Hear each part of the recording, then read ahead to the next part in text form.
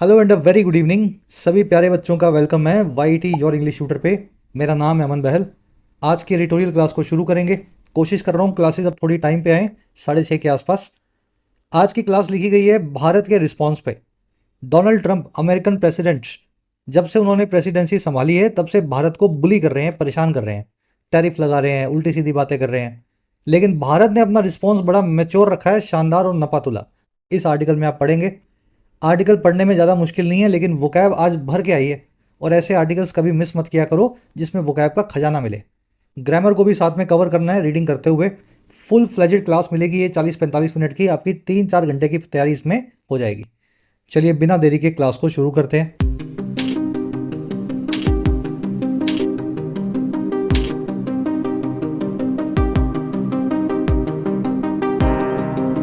कह रहा है जी रैशनल रिस्पॉन्स। रिस्पॉन्स यानी प्रतिक्रिया, जवाब।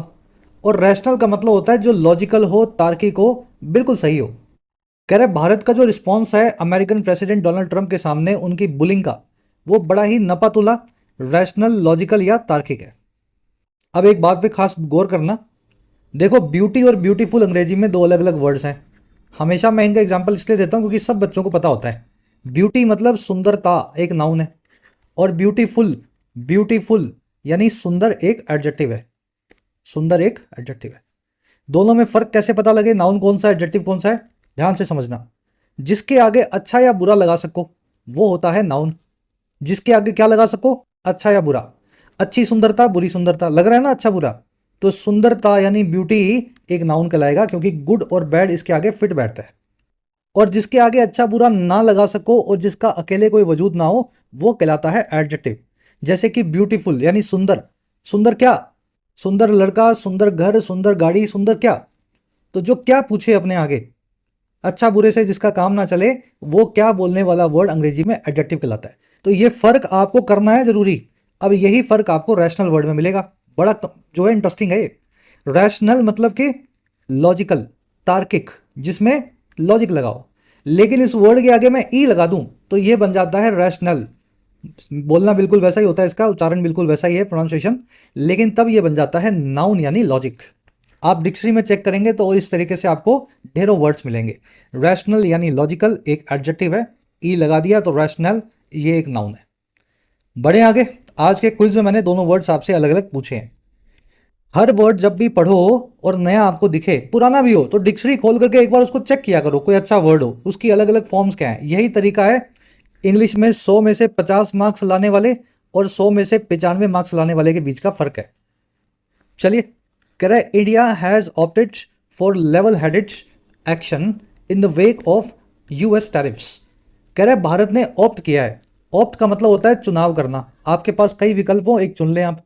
तो भारत ने यह विकल्प चुना है। और ऑप्ट फॉर किस चीज के लिए किया है, ऐसे एक्शन के लिए, प्रतिक्रिया के लिए, कार्रवाई के लिए जो लेवल हेडेड है। हेडेड यानी हेड वाला, सर वाला। लेवल यानी बराबर। जब आप लेवल हेडेड होते हैं तो आपका सर ठिकाने पे होता है, बराबरी पे होता है, ऊंचा नीचा नहीं है। ना गुस्से में हो ना डिप्रेशन में हो, बिल्कुल एकदम शांत, काम एंड कंपोज्ड। अंग्रेजी में क्या बोलते हैं उसको, लेवल हेडेड। तो भारत ने ऑप्ट किया है ऐसे एक्शन के लिए, कार्रवाई के लिए जो बहुत संतुलित है, लेवल हेडेड है, काम है। इस चीज के बाद में in the wake of America के टैरिफ्स के, या अमेरिका के द्वारा लगाए जाने वाले टैक्स पे। टैरिफ का मतलब होता है tax. In the wake of, इस वर्ड को, फ्रेज को ध्यान से देखें। इसको आसान भाषा में आफ्टर बोलते हैं। ठीक है, आफ्टर समझ लो तो इसको निकाल पाओगे मेरी। चलो, मैंने बोला था आपको वोकैब आज बहुत अच्छी है अपने पास। इंडिया बनेगा सब्जेक्ट, हैज ऑप्टेड बनेगी इसकी वो परफेक्ट टेंस में। बढ़े आगे। टैरिफ वर्ड की स्पेलिंग को जरूर देखना। अगर अभी स्पेलिंग को मैं आपको लिखने को बोलूँ तो आप इसको ऐसा लिखेंगे। ज़्यादातर लोग ऐसा लिखेंगे क्योंकि हमें डबल आर लिखने की आदत है अंग्रेजी में। जब भी आई लग जाए आर के बाद हम डबल लगा देते हैं आर। स्पेलिंग देखो क्या है, सिंगल आर डबल एफ। चलिए इस आर्टिकल की वोकैबुलरी दिखाता हूँ। 5 वर्ड्स हैं, शुरू में एक साथ देखो ताकि बीच में पढ़ते हुए आपको डिस्टर्बेंस ना हो। अपनी क्लासेस के सभी नोट्स, पीडीएफ्स आपको इस टेलीग्राम पे अवेलेबल है। सर्च करें @officialYT, प्राइवेट ग्रुप है। या फिर इस वीडियो के फर्स्ट कमेंट में टेलीग्राम का लिंक भी आपको अलग से दिया गया है।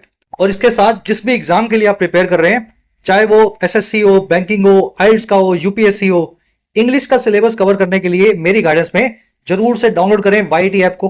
वीडियो के फर्स्ट कमेंट में इसका लिंक दिया गया है। आपकी अपनी ऐप है, एंड्रॉइड और iOS दोनों पे अवेलेबल है। इस ऐप का ऑब्जेक्टिव सिंपल है, आपके एग्जाम की प्रिपरेशन करवाना क्वालिटी कंटेंट के साथ और मिनिमम प्राइस पे। एकदम अफोर्डेबल कोर्सेज है, जैसे हमारा फ्लैगशिप कोर्स है अभी फुल फ्लेजेड चल रहा है, इंग्लिश अनलॉक्ड। अब आप जो भी एग्जाम दे रहे हैं ऑब्जेक्टिव पेपर इस कोर्स से आप कंप्लीट कर सकते हैं। इसमें पूरी ग्रामर आ जाएगी, रीडिंग आ जाएगी, वोकैब आ जाएगी, सब कुछ प्रीवियस ईयर क्वेश्चंस के साथ में ये पूरा कोर्स अवेलेबल है। 1 साल की वैलिडिटी, 2 साल की वैलिडिटी, 1.5 साल की वैलिडिटी, जैसा भी आप लेना चाहें। इसी के साथ जो स्टूडेंट्स इंग्लिश में नहीं लिख पाते हैं, राइटिंग में स्ट्रगल करते हैं, तो आप राइटिंग कोर्स से 50 घंटे में इंग्लिश में लिखना सीख सकते हैं। ये कोर्स भी अभी अवेलेबल है। 50 to 60 आवर्स का क्रैश कोर्स है, किसी भी एग्जाम का डिस्क्रिप्टिव आपका कवर हो जाएगा। सिविल सेवाओं के लिए राइटिंग का एक अलग कोर्स बनाया गया है, जिसमें आपको एडवांस पोर्शन मिलता है राइटिंग का, answer writing, essay writing, प्रेसी writing. तो आप मिशन सिविल सर्विसेज इस कोर्स का बेनिफिट भी ले सकते हैं। कोई भी क्वेरी हो, ये टीम का कॉन्टैक्ट नंबर है, व्हाट्सअप करें या कॉल करें, टीम से आप बात कर सकते हैं। ऐप का लिंक कमेंट सेक्शन में गिवन है। करें इसको थोड़ा और जूम इन। पहला वर्ड अपने पास एलिविएट, चीज़ों को नरम बनाना, मरहम लगाना। दर्द हो रहा है, आपने उस पर मूव लगा दी, बाम लगा दी, तो आपने दर्द को एलिवेट किया। To elevate rising unemployment the government has launched a skill enhancement programme. नरम बनाने के लिए, कम करने के लिए बढ़ती हुई बेरोजगारी को सरकार ने लॉन्च कर दिया है एक स्किल एनहांसमेंट प्रोग्राम, कौशल्यवर्धन कार्यक्रम। ठीक है, स्किल एनहांसमेंट। एलिवेट के सारे अच्छे अच्छे सिनोनिम्स हैं। मलहम लगाने के, किसी चीज़ की तीव्रता को, इंटेंसिटी को कम करने के। अले, मिटिगेट, एमिलियोरेट, एसुएज, मॉलिफाई, है ना, पैसिफाई भी होता है, मैंने लिखा नहीं है। सारे अच्छे वर्ड्स हैं। रीडिंग जो बच्चे करते हैं, इन्होंने 20-20, 50-50 बार ये वर्ड, हर एक वर्ड को आपने फेस किया होगा अपनी रीडिंग में। ठीक है, मिटिगेट और एलिविएट दोनों वर्ड्स आज की क्लास में आप यूज होते हुए देखेंगे। अगला वर्ड अपने पास एक्सपीडियंट। वो चीज़ एक्सपीडियंट होगी जो मौके की नज़ाकत के हिसाब से, वक्त की ज़रूरत के हिसाब से सही होगी। आसान भाषा में इसको व्यवहारिक बोल सकते हैं, प्रैक्टिकल बोल सकते हैं, सूटेबल बोल सकते हैं। A miser would not spend money even when it is expedient to spend. एक माइजर या कंजूस पैसे को खर्च नहीं करेगा, यहां तक कि तब भी जब जरूरी हो, सही हो, एक्सपीडियंट हो, व्यवहारिक हो खर्च करना, तब भी खर्च नहीं करेगा। तो एक्सपीडियंट यानी व्यवहारिक। व्यवहारिक के लिए एक और अच्छा वर्ड अंग्रेजी में प्रैग्मेटिक, जो प्रैक्टिकल हो। प्रैग्मेटिक वर्ड प्रैक्टिकल का अच्छा सिनोनिम है, आज के आर्टिकल में आएगा। पहला वर्ड अपने पास नी जर्क। इस पे एक छोटा सा एक्सरसाइज करो। कोई भी चीज़ लो हाथ में, भारी भरकम बेलन जैसी कोई भरी, है ना, और अपने नी पे यानी घुटने के बिल्कुल नीचे मारो। हल्का सा मारना, बहुत जोर से मत मारना। जैसे ही आप घुटने के नीचे कोई चीज़ मारते हो ना, बिल्कुल घुटने के थोड़ा नीचे, आधा इंच, 2 इंच, 1 इंच, तो आपका घुटना ऑटोमेटिकली ऊपर आ जाएगा। ये हमारी एक, क्या बोले, इवोल्यूशनरी हमारे अंदर एक मैकेनिज्म है। घुटने के नीचे जब जैसे ही तो हमारे दर्द होता है या कुछ लगता है तो हमारा घुटना ऊपर आ जाता है। तो ये कहलाता है अंग्रेजी में नी जर्क रिएक्शन। एक ऐसी रिएक्शन जो आप बिना सोचे समझे अचानक से देते हैं क्योंकि आप परेशान होते हैं। इसका एग्जाम्पल क्या होता है, जैसे डोनाल्ड ट्रंप ने हम पे टैरिफ लगाया 50% और हम लगा दें डोनाल्ड ट्रंप पे यानी अमेरिका पे 500% सामने से जवाब देने के लिए। तो ये एक नी जर्क रिएक्शन होगी, है ना। हमारे घुटने पे किसी ने वार किया, हमने अपना घुटना उठा दिया। चलिए, नी जर्क ये वर्ड आर्टिकल में आ जाएगा। इसको सडन, स्पॉन्टेनियस या इम्पल्सिव भी बोलते हैं, जिसमें ज़्यादा सोच ना हो, बस आपके मन में आया अचानक से और आपने कर दिया। Knee jerk responses are generally damaging in the long term.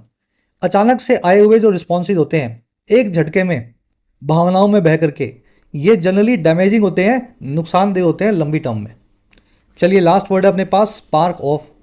अगर आप बाइक वगैरह चलाते हो तो आपने स्पार्क प्लग देखा होगा बाइक में, नहीं सुना होगा तो पता होगा आपको, नहीं देखा तो आपने। हर जो इंटरनल कंबशन इंजन होते हैं, ICE, जिनमें पेट्रोल वगैरह पड़ता है, तो इनमें स्पार्क होता है, एक स्पार्क प्लग। वहाँ पे चिंगारी यानी स्पार्क जैसे ही आएगी, इंजन स्टार्ट होगा। तो स्पार्क का मतलब होता है चिंगारी, और स्पार्क ऑफ करना किसी चीज़ को चिंगारी लगा के भड़काना। ये फ्रेजल वर्ब अंग्रेजी में आप ऐसे याद रखें। चिंगारी लगा के भड़काने को या किसी काम को शुरू करने को बोलते हैं प्रोवोक करना, इंसाइट करना। ठीक है, ये सारे इसके सिनोनिम्स हैं, ignite, Kindle, instigate, stimulate, catalyse.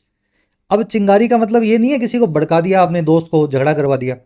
कोई किताब पढ़ी आपने और उस किताब में पढ़ करके आपको बड़ा मोटिवेशन फील हुआ, अच्छा लगा, तो वो किताब आपके अंदर स्पार्क ऑफ कर सकती है किसी अच्छे काम को। उस किताब को पढ़ के हो सकता है आपने, है ना, अपने ऊपर काम किया, अपनी हेल्थ पे काम किया, पर्सनैलिटी पे काम किया। तो स्पार्क ऑफ गलत चीज़ों के लिए ही नहीं बना, अच्छी चीज़ें भी इससे हो सकती हैं। चलिए, स्पार्क ऑफ खराब चीज़ों के लिए भी यूज़ होता है, जैसे कहीं कोई कंट्रोवर्सी हुई और वहाँ से दंगा शुरू हो गया, तो कंट्रोवर्सी ने दंगे को भी स्पार्क ऑफ कर दिया। तो याद, इन चीज़ों को देखो, ये वर्ड्स दोनों कॉन्टेक्स्ट में यूज़ कर सकते हो आप। Sometimes small incidents can spark of या स्पार्क ऑफ ह्यूज क्राइसिस। कभी कभी छोटी छोटी घटनाएं भी भड़का देती हैं या शुरू कर देती हैं बड़े बड़े क्राइसिस को, तूफानों को, विपत्तियों को। स्पार्क ऑफ का बड़ा अच्छा सिनोनिम है किंडल, आग लगाना, भड़काना, किसी मामले को शुरू करना। ये वर्ड आर्टिकल में आप देखेंगे। ठीक है, जब चूल्हा बुझ जाता है ना, वो नीचे होता था ना वो अपने पहले वाला चूल्हा, गोबर के उपलों वाला, तो जब वो बुझने के बाद में औरतें उसमें फूंक मारती हैं तो उसको किंडल करती हैं, बुझी हुई आग को जलाती हैं। चलिए अगला अब अपना पोर्शन देखते हैं आर्टिकल का। एक समरी आपको दें किस बारे में लिखा हुआ, पहले आपको पता लगे। देखिए, जिस तरीके से डोनाल्ड ट्रंप और उनके जो प्रशासन के लोग हैं भारत पे बयान दे रहे हैं, कभी बोलते हैं ये रशिया यूक्रेन वॉर नहीं है, ये मोदी की वॉर है, और कभी ऐसा बोलते हैं कि भारत की इकॉनमी डेड है, और साथ में हमारे ऊपर 50% के टैरिफ लगा दिए हैं दुनिया भर में सबसे ज़्यादा। कह रहा है ये तरीका देख करके किसी भी देश को गुस्सा आ सकता था और उल जलूल बयान वो दे सकता था, लेकिन भारत ने ऐसा कुछ भी नहीं किया। हमारा रिस्पॉन्स बड़ा नपा-तुला है। ना हमने अमेरिका के आगे घुटने टेके हैं, ना उससे झगड़ा किया है। ट्रेड डील का मामला अभी भी चालू है। कह रहा है ये जो रिस्पॉन्स है ना, ये एक बहुत मैच्योर डेमोक्रेसी का रिस्पॉन्स होता है, जो जल्दबाजी में किसी के आगे घुटने भी नहीं टेकती और अपना नुकसान भी नहीं होने देती। कह रहा बस यही एक्सपेक्टेड है इस ऐसी डेमोक्रेसी से, भारत जैसी। जो भारत कर रहा है ये बेस्ट रूट हो सकता है इस सिचुएशन में डोनाल्ड ट्रंप जैसे तूफान को, इंसान को हैंडल करने का। चलिए, आज की टोन है रैशनल, लॉजिकल टोन में लिखा हुआ आर्टिकल है, और थोड़ी प्रैग्मेटिक भी लिखी हुई है, व्यवहारिक है ना, व्यवहारिक बातें ही हैं जो हम कर रहे हैं, उसी चीज़ को इस आर्टिकल में बताया गया। फर्स्ट पैराग्राफ आपके सामने है, अच्छे बच्चे की तरह वीडियो को पॉज करो, खुद से पढ़ो, इसका मीनिंग निकालो। 5 मिनट लगे या 15 लगे कोई बात नहीं, जितना पढ़ सकते हो पढ़ो, फिर साथ में मिलकर पढ़ते हैं। चलिए मैं शुरू कर रहा हूं। The government of India has so far handled the issue of the 50% tariffs imposed by the US with maturity and pragmatism। कह रहे जो भारत की सरकार है, गवर्नमेंट ऑफ इंडिया, अभी तक सो फार उसने हैंडल किया है, या हैंडल करना आप समझते ही हैं किसी चीज़ से निपटना, तो अभी तक उसने निपटा है। और किससे? इस पूरे मामले से, इशू से, जो है 50% के टैरिफ का या टैक्स का। और वो टैरिफ जो वर्ब की थर्ड फॉर्म लगा के इंपोज किए गए हैं, एडजेक्टिव बना के, और किसके द्वारा? अमेरिका के द्वारा। और हमने हैंडल कैसे किया है? अब विद लगा के बता रहे हैं।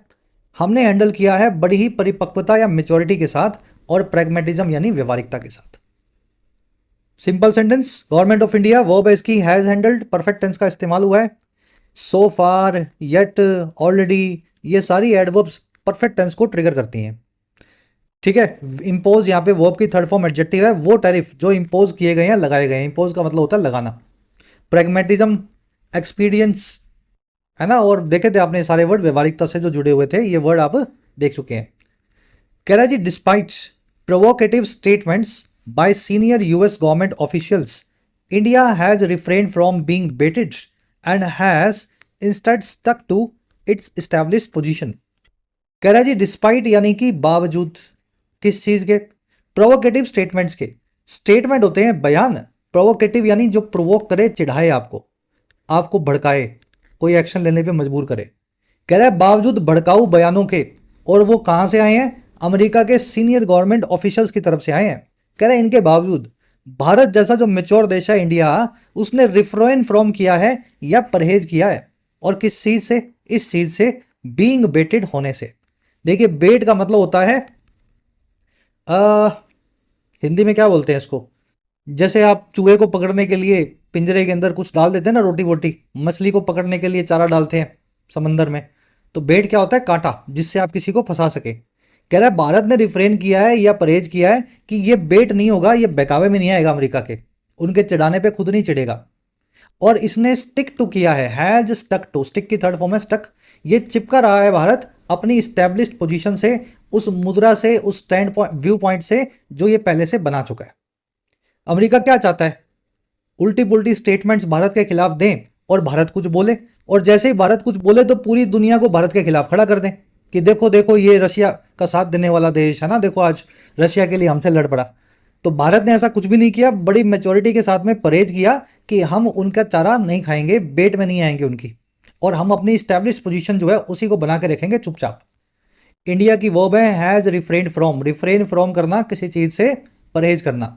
परहेज करने के लिए अंग्रेजी में एक और वर्ड है एब्सटेन। दोनों का मतलब होता है परहेज करना, हल्का फुल्का फर्क है। एब्सटेन के अंदर कोई आदत से परहेज करते हो, रिफ्रेन के अंदर किसी चीज से परहेज करते हो जो आपकी आदत नहीं है। ठीक है ना, अगर चाय पीते हो और चाय छुड़वा दी डॉक्टर ने तो आप एब्सटेन फ्रॉम हैविंग टी करोगे, और अगर आप कोई काम करते ही नहीं और डॉक्टर ने बोल दिया करना भी मत, तो फिर रिफ्रेन फ्रॉम कर रहे हो उस चीज से। स्टिक टू, अडियर टू, किसी चीज से चिपके रहना, किसी मामले से, है ना, उसी के साथ मेंटेन करना अपने आप को। चलिए आगे बढ़े, आ जाओ नेक्स्ट पैराग्राफ। पढ़ते जाओ साथ साथ, और जो समझ में ना आए वहां अपने कर लेंगे ना, मैच किया करो आप अपनी अंडरस्टैंडिंग मेरी अंडरस्टैंडिंग के साथ। कह रहे जी, so while US trade adviser Peter Navarro called the Russia-Ukraine war Modi's war, India has remained calm and has instead been preparing on how to deal with the new reality of 50% के tariffs. कह रहे जी इस प्रकार से, सो जहां ऐसा हुआ while America का जो ट्रेड एडवाइजर था पीटर नवारो, उसने कॉल कर दिया पास्ट इंडेफिनिट टेंस लगा के, या बुला दिया इस रशिया यूक्रेन वॉर को मोदी की वॉर। अब ये भी हुआ ना ऐसा, उसने क्या बोला, ट्रेड एडवाइजर है अमेरिका के, उन्होंने बोला ये वॉर रशिया यूक्रेन की है ही नहीं, ये तो मोदी की वॉर है, मोदी जानबूझ के इस वॉर को आगे बढ़ा रहे हैं ताकि सस्ता तेल मिले। कह रहे जहां इस प्रकार से ऐसी उलझुल बातें हुई, इंडिया बना रहा है काम, यानी बड़ा शांत, और इंस्टेड बजाय इसने प्रिपेयर भी करना शुरू कर दिया है, तैयार करना भी शुरू कर दिया है कि कैसे ये डील विद करेगा या निपटेगा, हाउ टू डील विद इस नई हकीकत के साथ जो है 50% के टैरिफ की। तो ये है हमारा रिस्पॉन्स। नवारो की वर्ब है कॉल्ड, कॉल्ड का मतलब होता है किसी को किसी नाम से बुलाना। इंडिया की वर्ब है has remained, perfect tense, India बना हुआ है काम, काम को लेवल हेडेड भी बोलते हैं, ये वर्ड आप शुरू में देख चुके हैं।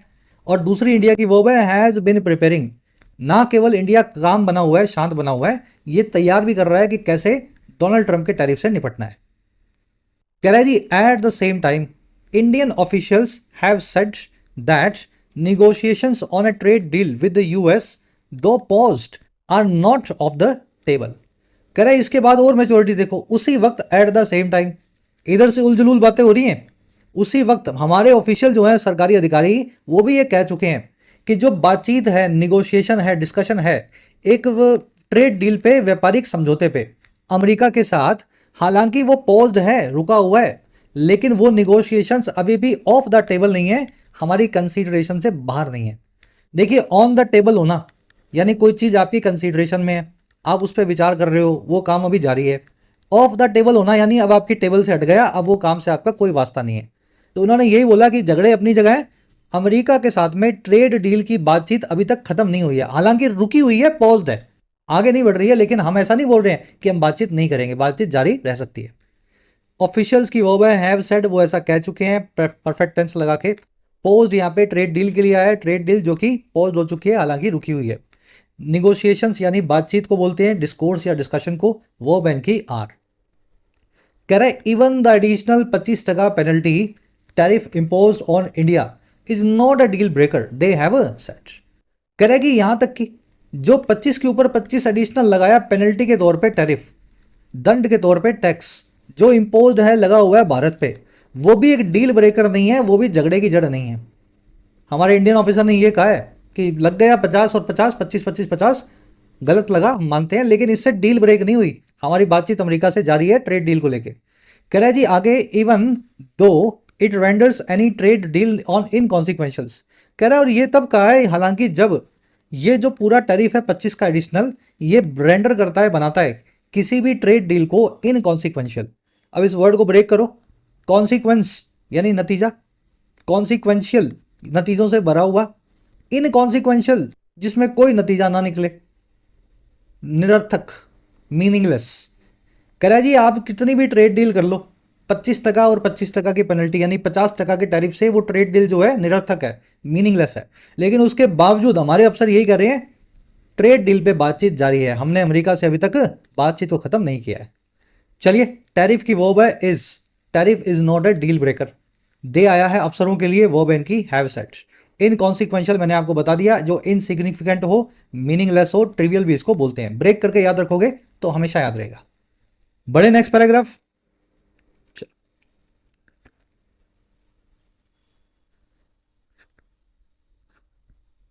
अब इस पे कमेंट करेगा, ये जो हमारी रिस्पॉन्स है ना, कैसा रिस्पॉन्स है। कह रहा है this is an eminently practical approach. कह रहा है जी ये जो हमने पूरा काम किया है ना, ये एमिनेंट तरीके से, अव्वल दर्जे से, बड़ी ही प्रैक्टिकल अप्रोच है, व्यवहारिक जो है नजरिया है। एमिनेंट यानी बहुत ऊपर के लेवल का, हम हिंदी में बोलते हैं अव्वल दर्जे का। तो एमिनेंटली एक एडवर्ब बना दिया गया एडजेक्टिव प्रैक्टिकल के लिए। ये व्यवहारिक अप्रोच तो है, लेकिन अव्वल दर्जे की व्यवहारिक जो है अप्रोच है। कह रहा है a knee jerk cessation of trade talks with the US would hurt India further. कह रहा है अगर एक नी जर्क सेसेशन हमने कर दिया, देखिए अंग्रेजी में एक वर्ड है सीज। सीज का मतलब होता है स्टॉप, रुक जाना। सीज नाम के वर्ब से ही आपने सेसेशन नाम का नाउन बनाया है, इसका मतलब होता है कंप्लीट हॉल्ट। कह रहा है जी अगर नी जर्क तरीके से भावनाओं में बह करके कंप्लीट हॉल्ट हो गया ट्रेड टॉक्स का अमेरिका के साथ, तो ये हर्ट करने वाला है भारत को ही, इंडिया को ही और ज्यादा। कह रहा है जी but the gains from any potential deal will also be undone if these penalty tariffs remain in place. कह रहा है लेकिन ये बात भी है कि जो भी गेन्स आने वाले हैं एक संभावित ट्रेड डील से, वो भी अनडन हो जाएंगे, उन पे पानी फिर जाएगा। डू मतलब करना, डन मतलब किया हुआ, अनडन मतलब जो किया हुआ था उसको आपने पानी फेर दिया। कह रहा है जी कोई भी गेन या फायदा जो इस डील से होने वाला था ना, वो अनडन हो जाएगा अगर ये पेनल्टी वाले 25% के एडिशनल टैरिफ लगे रहते हैं इन प्लेस। चलिए, नी जर्क सेसेशन की वर्ब है वुड हर्ट, गेन्स की वर्ब है will be undone. Passive voice का इस्तेमाल किया गया है, अनडू करना, किसी चीज पे पानी फेरना, इसी की थर्ड फॉर्म अनडन का हमने इस्तेमाल किया। कह रहा है जी हाँ टैरिफ्स की वर्ब है रिमेन। कह रहा है the messaging by the government to industry to has not been of denial but of reassurance. कह रहा है जी अब अच्छी बात ये देखो, जो मैसेजिंग है या सरकार का जो स्टेटमेंट्स हैं, और किसके द्वारा, बाय द गवर्नमेंट, सरकार के द्वारा, और किसके लिए, हमारे व्यापारिक घरानों के लिए, इंडस्ट्री के लिए। कह रहा है ये भी नहीं रही है डिनाइल वाली या मना करने वाली। हम ये कुछ भी नहीं बोल रहे कि कुछ नहीं होगा टैरिफ से, मजाक चल रहा है, लग जाने दो टैरिफ, ऐसा कोई डिनाइल वाला कोई स्टेटमेंट हमने, सरकार ने अभी तक नहीं दिया। कह रहा है लेकिन वो मैसेजिंग रही है री अश्योरेंस वाली या भरोसा दिलाने वाली। और भरोसा क्या है, they know there is pain coming and a plan is in works to alleviate it. Messaging ये है कि सरकार वालों को पता है, दे नो, कि एक पेन आ रहा है, एक समस्या, एक दर्द हमारे सामने खड़ा है, लेकिन एक प्लान जो है ना वो भी इन द वर्क्स है, ऑन गोइंग है, इसको एलिविएट करने के लिए, पेन को कम करने के लिए। तो बड़ी ही प्रैक्टिकल मैसेजिंग सरकार ने दी है। ऐसा कुछ भी नहीं बोला कि कुछ नहीं होगा टैरिफ से, लग गए तो लग गए, देखी जाएगी, है ना, भारत बनेगा विश्व गुरु, लग जाने तो टैरिफ हम भी अमेरिका पे लगा देंगे, जैसा टीवी पे चल रहा है आजकल।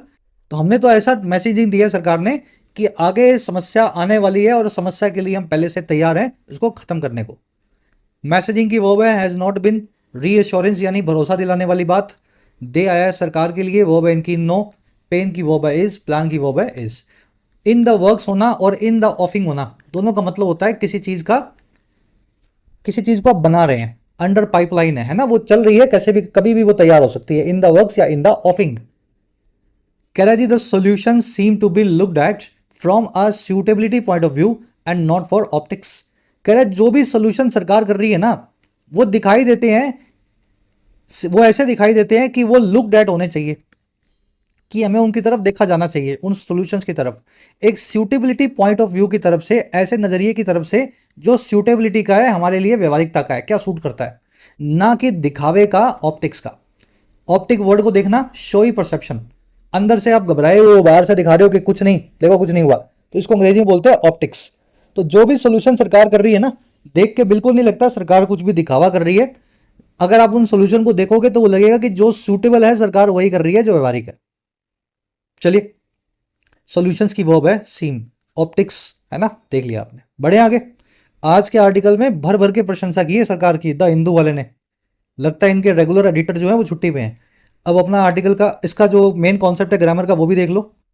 पहले मैं कॉन्सेप्ट आपको पीछे सेंटेंस में दिखाता हूं। सेंटेंस देखो ऐसा लिखा हुआ था यहाँ पे, इफ दीज पेनल्टीज या टैरिफ्स रिमेन इन प्लेस, अगर ये रिमेन बने रहते हैं इन प्लेस, अपनी जगह पे, तो deal will be undone, any potential deal will be undone.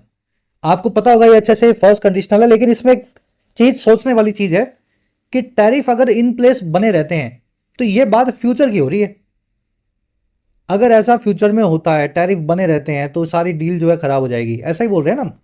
तो इफ के बाद में आप एक फ्यूचर की घटना की बात कर रहे हो, लेकिन सेंटेंस आपने बनाया है, जो क्लोज बनाया है वो है प्रेजेंट इंडेफिनिट से। तो ये क्लोज प्रेजेंट इंडेफिनिट में क्यों बना है, आपको इस जो है कॉन्सेप्ट में समझना है। अंग्रेजी में ये सारी कंजंक्शंस होती है जिनको बोलते हैं कैवियाट कंजंक्शंस। कैवियाट का मतलब होता है स्पेशल कंडीशन। ये सारी कंजंक्शंस एक स्पेशल कंडीशन को ऐड करेंगी किसी भी मामले में। जैसे इफ़ का मतलब है अगर, अगर ऐसा हो जाए।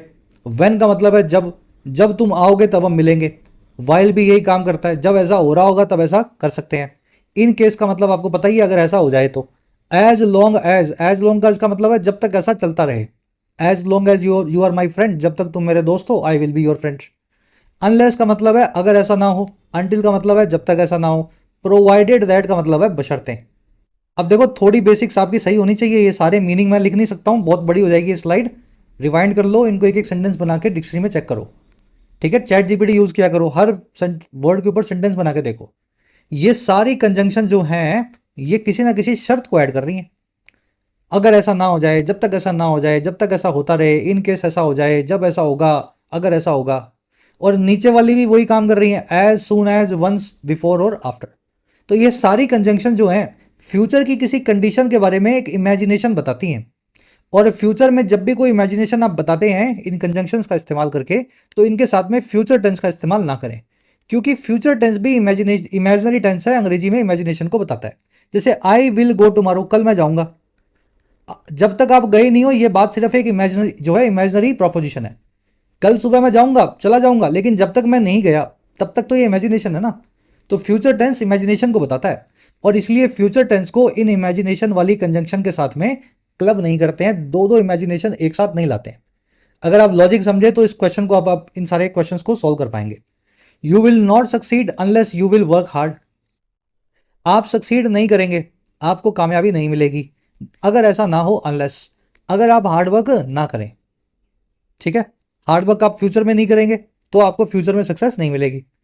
तो unless you will work hard, will का प्रयोग आपको सही लग रहा होगा लेकिन गलत है, क्योंकि अनलेस जो है एक इमेजिनरी कंडीशन बताने वाली कंजंक्शन है।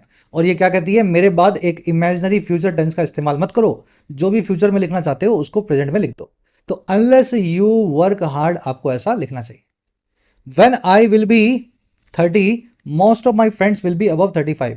जब मैं 30 का हो जाऊंगा, ज्यादातर मेरे दोस्त 35 से ऊपर के होंगे। When I will be 30। अब देखो जब मैं हो जाऊंगा, when लगाया, फ्यूचर की आपने परिकल्पना की, और आगे फ्यूचर टेंस भी लगा दिया। तो क्या कहता है फॉर्मूला, फ्यूचर टेंस मत लगाओ, इन कंजंक्शन के साथ इस्तेमाल करो प्रेजेंट डेफिनेट का। तो when I will be 30 की जगह लिखो प्रेजेंट में when I am 30। अब देखो ये नीचे वाली conjunction, before, after, as soon as और once. Relief agencies will be mobilised once the damage will occur. राहत सुरक्षा एजेंसियां, राहत एजेंसियां जो हैं उनको काम पे लगाया जाएगा जब एक बार, वंस का मतलब क्या है, जब एक बार ये काम हो जाए। कौन सा काम हो जाए, डैमेज अकर हो जाए, यानी नुकसान हो जाए। बारिश आए, सड़कें टूट जाएं, घर बह जाएं, तो राहत एजेंसियों को काम पे लगाया जाएगा, once the damage will occur. Again future की बात हो रही है, इमेजिनरी बात हो रही है, फ्यूचर टेंस मत लगाओ, यहां लगा दो present indefinite tense, once the damage occurs.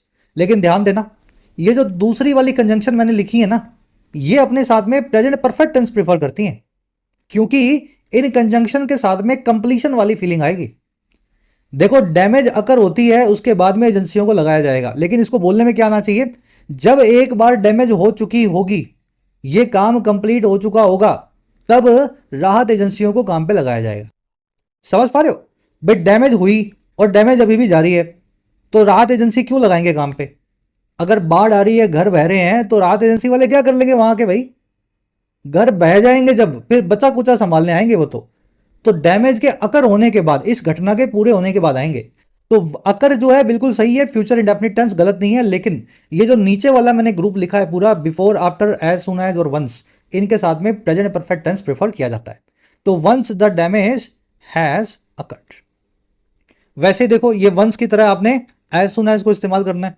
I request you to inform me as soon as he will tell you the entire story.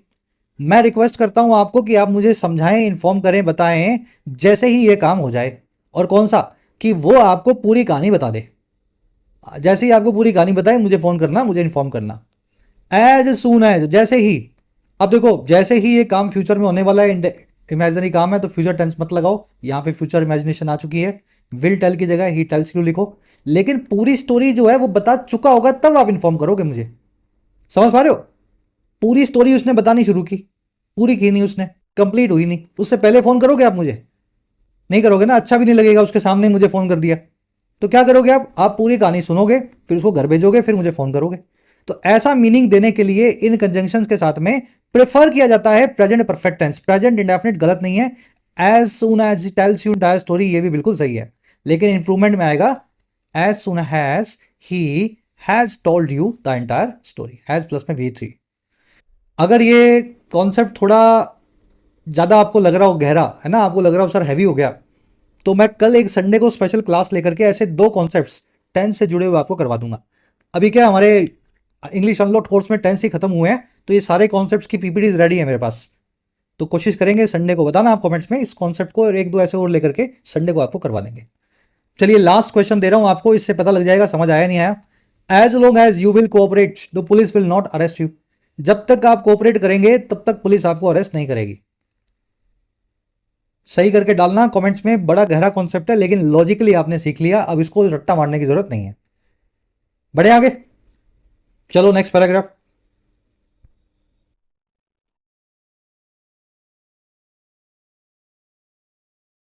Reading देना इसको खुद से। Rather than announce flashy fiscal incentives, the government has demonstrated awareness that such incentives would hardly make a dent in the face of the 50% tariffs for India। कह रहे rather than यानी बजाय announce करने के या ऐलान करने के, चमकदार फ्लैशी, फ्लैश क्या होता है, मोबाइल में फ्लैश है ना आपके, चमक, चमकदार फिस्कल इंसेंटिव्स के या आर्थिक प्रलोभनों के। सरकार स्कीम निकालती है ना, ये बना दो, इतनी गाड़ियां बनाओगे तो आपको इतनी छूट देंगे। कह रहा है जी बजाय इस तरह की उल जलूल चमकदार स्कीम्स को अनाउंस करने के, सरकार ने हमारी ये दिखाया है, डिमॉन्स्ट्रेट किया है, और क्या दिखाया है, अवेयरनेस को या जागरूकता को, और ये दिखाई है जागरूकता कि इस तरह की इंसेंटिव जो हैं, स्कीमें जो हैं, वो ना के बराबर ही हार्डली कोई डेंट मारेगी या नुकसान करेंगी इस face in the face of सामना करते हुए 50% के टैरिफ का इंडिया के लिए। मेक अ डेंट करना, चोट मारना या प्रभाव डालना। डेंट समझते हैं ना आप, किसी चीज़ को दबा देते हैं गाड़ी वाड़ी को तो अंदर चली जाती है और डेंट पड़ जाता है, तो हमारे मामले में कोई डेंट पड़ने वाला नहीं है। कोई भी स्कीम लॉन्च कर दें 50% के टैरिफ के सामने वो फीकी पड़ जाएगी। कह रहे जी while competitors face less than half that, और ये तब है जब हमारे कंपटीटर इंडोनेशिया, वियतनाम, ब्राज़ील पे तो खैर लगे हुए हैं, चाइना, तो हमारे कंपटीटर जो हैं इससे आधा या उससे भी कम टैरिफ फेस कर रहे हैं। तो 20% टैरिफ लगने वाली कंपनी जो है उसका माल अमेरिका में बिक जाएगा, हमारा 50% वाला एक बार कोई नहीं लेगा। तो हमने कोई ऐसी स्कीम जो है दिखाने के लिए नहीं लॉन्च की, क्योंकि हमें पता है होगा उससे कुछ भी नहीं। चलिए गवर्नमेंट की वर्ब है हैज़ डिमॉन्स्ट्रेटेड, परफेक्ट टेंस लगाया गया है। इंसेंटिव्स की वर्ब है would make a dent, make a dent करना, प्रभाव डालना, इन द फेस ऑफ, इस चीज़ को फेस करते हुए, सामना करते हुए। कॉम्पिटिटर्स की वर्ब है फेस, फ्लैशी यानी चमकदार। रादर देन के बाद आप जो है वर्ब की बेस फॉर्म का इस्तेमाल करते हैं। रादर देन का मतलब होता है, क्या मतलब होता है, बजाय। ध्यान रखें रादर देन की जगह पे इंस्टेड ऑफ, इस प्रेपोजिशन का इस्तेमाल भी हो सकता है, इसका मतलब भी होता है बजाय, लेकिन ये ऑफ प्रेपोजिशन की वजह से ये अपने बाद में लेती है वर्ब की आईएनजी फॉर्म। तो रादर देन अनाउंस लिखा हुआ है बिल्कुल सही है, लेकिन यहां पे अनाउंसिंग लिखना पड़े अगर यहां इंस्टेड ऑफ लग जाए तो, मीनिंग दोनों का सेम रहेगा। कह रहा है जी instead the government is focusing on what it can effectively address such as the impending liquidity crunch exporters are going to face. कह रहे हैं इसके बजाय, इंस्टेड हमारी जो गवर्नमेंट है वो फोकस कर रही है इस चीज़ पे, और कौन सी चीज़ पे, जो कि ये इफेक्टिवली एड्रेस कर सकती है, असरदार तरीके से जिसको हल निकाल सकती है। जैसे कि जो सर पे मंडराता हुआ इम्पेंडिंग पैसे का क्रंच है, लिक्विडिटी का क्रंच है हमारे एक्सपोर्टर्स के लिए, जो वो फेस करने वाले हैं। तो एकदम से माल बिकना बंद हो जाएगा एक्सपोर्टर्स का, पीछे से इन्होंने उधार ली होती है, अमेरिका में माल बिका नहीं तो उधार मांगने वाले लोग आएंगे, इनका धंधा बंद हो जाएगा। तो इसके लिए सरकार ने कदम उठाने शुरू कर दिए कि कहीं इनका बिजनेस बंद ना हो जाए रातों रात। जी the centre has been reasonably pragmatic about how to secure the overall economy from the tariff impact as well. हमारा सेंटर जो है वो रहा है बहुत ही रीजनेबल तरीके से व्यवहारिक इस चीज़ को लेकर के भी, कि कैसे सिक्योर या महफूज बनाया जाए हमारी कुल मिलाकर के इकॉनमी को टैरिफ के इम्पैक्ट से साथ ही। तो ये पूरा काम जो है हम बड़े अच्छे से जो है समझ रहे हैं और कर रहे हैं। चलिए वोकैब देख लेना, फ्लैशी चमकदार, इम्पेंडिंग यानी जो सर पे मंडरा रहा हो, और जो नियर और सर्टेन हो, जो होने ही वाला हो। चलिए सेकंड लास्ट पैराग्राफ फटाफट फिनिश करो इसको। कह रहा है exports makeup about 1/5 of India's GDP. अब बता रहा है कि हमारे को नुकसान कितना होगा। जो एक्सपोर्ट्स हैं, निर्यात है हमारे, वो मिल करके बनाते हैं लगभग 1/5 या 20% हमारी जीडीपी को। एक्सपोर्ट्स की वो है मेकअप, मेकअप का मतलब होता है मिलके बनाना। कह रहे थे US accounts for about 1/5 of that and even within that about 40% of India exports to the US will not be affected by the 50% tariffs. कह रहा है अब जो हमारी 20% जीडीपी का हिस्सा एक्सपोर्ट का, उसमें अमेरिका जो है या अमेरिका को जाने वाले जो एक्सपोर्ट्स हैं वो अकाउंट फॉर करते हैं, जिम्मेदार हैं उसके भी 1/5 के।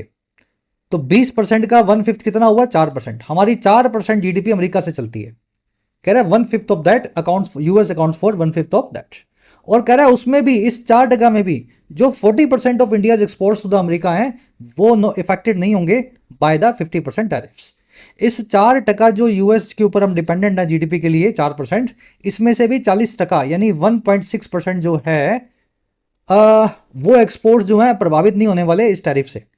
अमेरिका ने सब चीज़ों पे एक्सपोर्ट पे टैरिफ नहीं लगाया, जैसे आईटी सर्विस पे, फार्मास्यूटिकल्स पे नहीं लगा अभी तक। चलिए, तो ये कुल मिला के 2.5% का मामला है। हमारी जीडीपी जो है 2.5% अमेरिका के ऊपर चलती थी, अब वो हमें अपने हिसाब से चलानी पड़ेगी।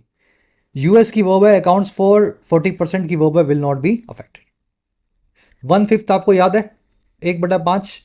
अगर 1/5 हो, 1/3 हो, 1/3, 1/7 हो, तो ये सारे सिंगुलर जो है रेशो होते हैं। 1/5 लिखा है आपने, पीछे एस का इस्तेमाल नहीं किया।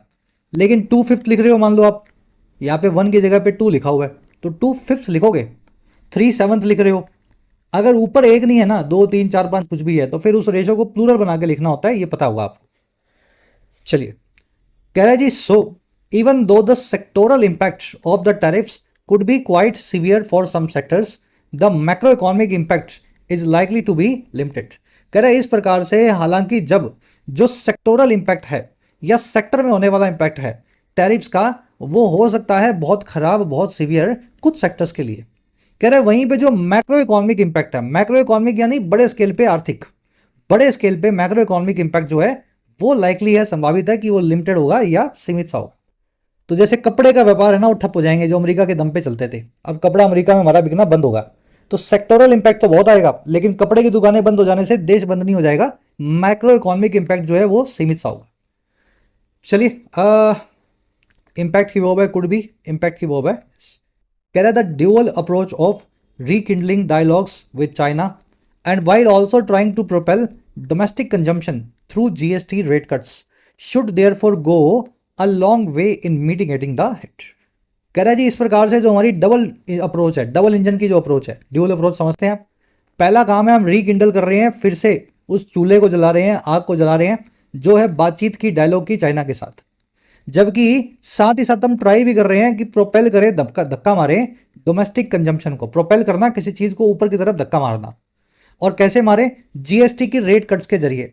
कह रहा है ये जो ड्यूअल अप्रोच है, चाइना से दोस्ती करो, जीएसटी काट दो, ये ना शुड इस प्रकार से बहुत आगे तक जानी चाहिए, गो अ लॉन्ग वे, मिटिगेट करने में, नरम बनाने में इस चोट को जो अमेरिका ने हमें मारी है। तो ड्यूअल अप्रोच की वर्ब है शुड गो, रीकिंडल करना, फिर से किसी चीज़ को इग्नाइट करना, प्रोपेल करना, रॉकेट की तरह किसी चीज़ को ऊपर लाना, मिटिगेट करना समझते ही हैं आप, नरम बनाना किसी चीज़ को है ना, मलहम लगा करके उसकी इंटेंसिटी को कम करना। लंबा आर्टिकल है मुझे पता है, लास्ट में आकर के एनर्जी खत्म हो जाती होगी आपकी। 2 बार में आप क्लास को आराम से चला के देखा करो। आधे घंटे की देखी, फिर थोड़ा ब्रेक लिया, फिर आधे घंटे की देख ली, 15 मिनट की देख ली। चलो लास्ट पैराग्राफ है, फटाफट फिनिश करो इसको। कह रहा है देयर इज, आराम से पढ़ना इसको जरूर, there is some talk in the government about easing the norms laid out in the कोविड-19 एरा, प्रेस नोट 3। अब कह रहा है कुछ ऐसी बातचीत भी है, देयर इज सम टॉक, सरकार के अंदर ईज करने को लेकर के, नरम बनाने को लेकर के, उन सारे कानूनों को, नॉर्म्स को, नीतियों को जो लेड आउट हैं, जो साफ तरीके से परिभाषित हैं कोविड-19 एरा में या कोविड-19 के वक्त में, प्रेस नोट 3 के अंदर। तो तीसरा जो प्रेस नोट निकाला था कोविड के अंदर, तो कुछ बातचीत ऐसी चल रही है कि वो 5 साल पुराना प्रेस नोट जो है ना, उसके अंदर हम नॉर्म्स को ईज करने वाले हैं, आसान बनाने वाले हैं। अब ये क्या था उस प्रेस नोट में, क्या नॉर्म्स थी? Which curtails Chinese foreign direct investments in India, जो नॉर्म्स कर्टेल करती हैं या सीमित करती हैं, काट छांट करके छोटा करती हैं चाइना की फॉरेन डायरेक्ट इन्वेस्टमेंट को या निवेश को भारत में सीधा सीधा। एफडीआई का मतलब होता है भारत में आकर के चाइना कोई फैक्ट्री लगाए और यहाँ से माल बेचे, है ना, ये एफडीआई होती है। तो एक हमने प्रेस नोट 3 निकाल करके बताया था कोविड में कि चाइना का कोई आदमी यहाँ आकर के फैक्ट्री खरीद करके सामान नहीं बेच सकता। तो लगता है कि अब उसमें थोड़ी सी नरमी आएगी। चलिए टॉक की वर्ब है इज, विच आया है प्रेस नोट के लिए, विच की वर्ब है कर्टेल्स, कर्टेल करना, काट छाट करके छोटा करना। लेड आउट एक फ्रेजल वर्ब है, परिभाषित बोलते हैं इसको या डिफाइन बोलते हैं, साफ शब्दों में किसी चीज को परिभाषित करते हैं तो that thing becomes lead out in clear terms. कह रहा है दिस शुड बी एनकरेज्ड, इस चीज को एनकरेज किया जाना चाहिए, चाइना से दोस्ती को आगे बढ़ाया जाना चाहिए। With adequate grade guard rails to ensure national security, और ये काम होना चाहिए पर्याप्त तौर पे सुरक्षा के साथ, गार्ड रेल्स के साथ नेशनल सिक्योरिटी को इंश्योर करने के लिए। तो ऐसा ना पूरा चाइना यहीं आके धंधा करने लगे, सारे दुकानदार हमारी बंद हो जाए यहाँ पे। तो करना चाहिए इनकरेज कि चाइनीज लोग यहाँ आए काम करें, लेकिन गार्ड रेल हमें रखनी है, अपनी सुरक्षा रखनी है कि हमारी नेशनल सिक्योरिटी पे कोई कॉम्प्रोमाइज ना हो। गार्ड रेल क्या होता है, जब आप सीढ़ी पे चढ़ रहे होते हैं साइड में रेलिंग होती है ना, ये रेलिंग जो है या रेल जो है गार्ड करती है, आपको गिरने से बचाती है। तो ऐसे सुरक्षा के इंतजाम को बोलते हैं अंग्रेजी में गार्ड रेल। कह रहे the centre and states must also cooperate next week to ensure that the GST rate cuts go through without compromising too much on the states fiscal health. कह रहे अब लास्ट में सेंटर को और states को, केंद्र को और सरकारों को कोऑपरेट भी कर ही लेना चाहिए, सहयोग भी कर लेना चाहिए अगले महीने की मीटिंग में। और क्यों? ताकि इंश्योर कर सके, इस बात को पक्का कर सकें कि जो जीएसटी की रेट कट है वो गो थ्रू होती हैं या वो चली जाती हैं। अभी हमने सोचा है अभी गो थ्रू नहीं हुई है, ठीक है, वो रेट कट होने का प्रोसेस अभी होना बाकी है। और ये गो थ्रू कैसे होती हैं? बिना कॉम्प्रोमाइज किए, बिना समझौता किए, बहुत ज़्यादा स्टेट्स की फिजिकल हेल्थ पे या उनकी आर्थिक जो है स्वास्थ्य पे। तो जीएसटी से स्टेट्स को नुकसान होगा, रेट कट होगी तो स्टेट्स का टैक्स कम हो जाएगा, पर इनको कोऑपरेट करना होगा कुछ इस तरीके से कि ज़्यादा नुकसान भी ना हो और जीएसटी रेट कट हो जाए ताकि आम आदमी के हाथ में पैसा बचे। सेंटर एंड स्टेट्स की वर्ब है मस्ट कोऑपरेट, रेट की वर्ब है या रेट कट्स की वर्ब है गो थ्रू, कॉम्प्रोमाइज करना, समझौता करना। कह रहा है now it is time for level headed action not emotional outburst.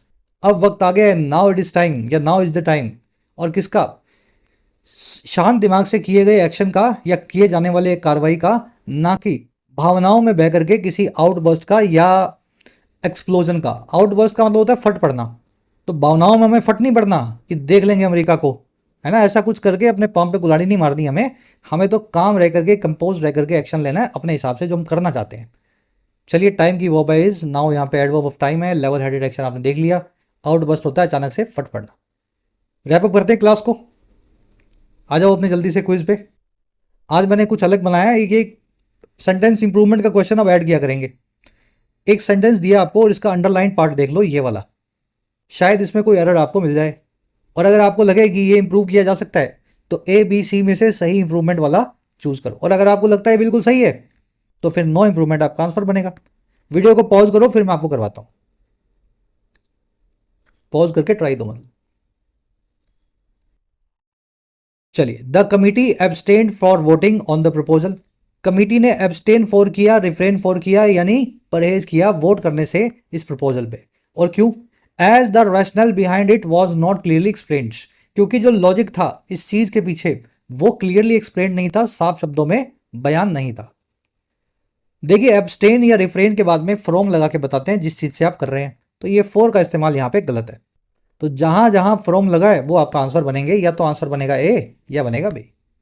और जो रैशनल था यानी लॉजिक था, लॉजिक एक नाउन होता है, रैशनल एक नाउन बन के वर्ब लेगा वॉज नॉट एक्सप्लेन्ड, लेकिन नाउन तो है नहीं, रैशनल तो एक एडजेक्टिव है।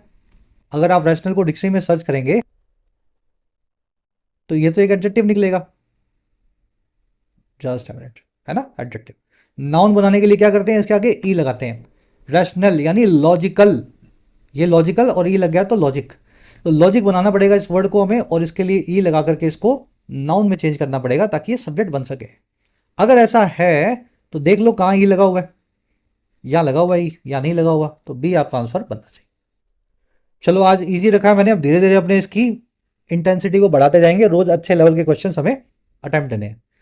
सेकंड क्वेश्चन है, इनमें से कौन सी चीज आप अच्छे तरीके से इन्फर कर सकते हो या निष्कर्ष निकाल सकते हो भारत के स्टांस पोजीशन को लेकर के अमेरिका के टैरिफ की तरफ? कैसा स्टांस है हमारा? इंडिया को लगता है कि हम भी लगाएंगे रिटेलिएटरी टैरिफ, सामने से टैक्स, तो हमारी पोजीशन अच्छी हो जाएगी।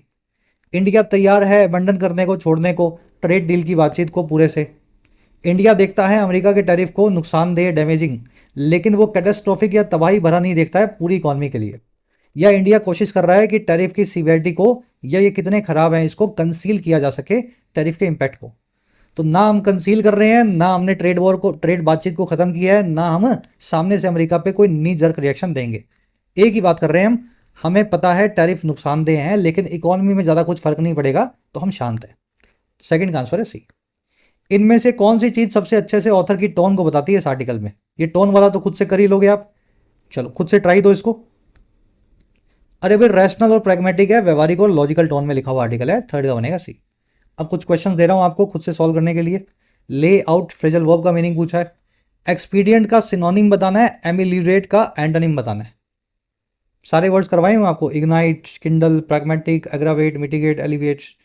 इनकॉन्सिक्वेंशियल ये वर्ड ब्रेक करके बताया था वन वर्ड, इसका मीनिंग आपको बताना है। हिंदी में लिख दोगे तो भी ठीक है, आपको पता होना चाहिए इसका क्या मीनिंग है। चलिए लास्ट में 3 एरर्स हैं। पहली एरर 3/4 के आसपास मिलेगी, इस वर्ड के आसपास। दूसरी आपको मिल सकती है इस फ्रेज की तरफ, कंजंक्शन के आसपास, कैवियाट वाली कंजंक्शन है। और तीसरी मिल सकती है इस प्रेपोजिशन की वजह से। आंसर्स अगेन फर्स्ट कमेंट में वीडियो के नीचे जरूर से चेक करें, डाल दिए गए हैं वहाँ। 10 में से मार्क्स कितने मिले ये बताना कमेंट सेक्शन में। 1 मिला हो चाहे 9 मिले हो, खुला हुआ आपका ही खुद का कमेंट सेक्शन है, इसका यूज़ किया करो। कल की क्लास में आपसे मुलाकात होगी। क्लास आज की कैसी लगी जरूर से बताएं कमेंट्स के अंदर। Until then